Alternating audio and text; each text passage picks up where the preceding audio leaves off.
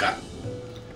महाराष्ट्रातील सर्व गणेश पूजन करणाऱ्या गणेश भक्तांना आजच्या गणेश चतुर्थीनिमित्त शुभेच्छा. मित्रांनो, यावर्षी आमचा गणपती हा नारळ शिल्पातला गणपती आहे. नारळ कोरून विविध वस्तू बनवता येतात आणि मी बनवल्या सुद्धा आहेत. आज अखंड नारळापासून गणेश मूर्ती कोरून तिची स्थापना केली आहे.